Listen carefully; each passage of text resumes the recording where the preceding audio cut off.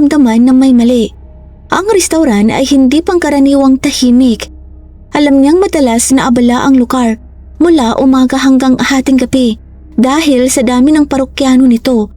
Ngunit ng gabing iyon, ang lahat ay tahimik. Sa pag-aalala, lumapit si Hanka sa pinto at kumatok. Noong una ay mahina hanggang sa lumakas ang kanyang pagkakapit.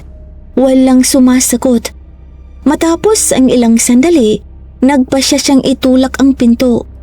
Sa pagbukas pa lang ng pinto, sinalubong na siya ng matapang na amoy ng dugo.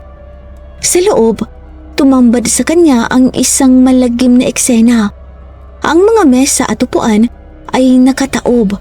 Nagkalat sa sahig ang mga basagan na baso at tasa. Maraming bangkay ang nakahandusay sa iba't ibang bahagi ng silid. May tilamsik ng dugo sa sahig at mga dingding.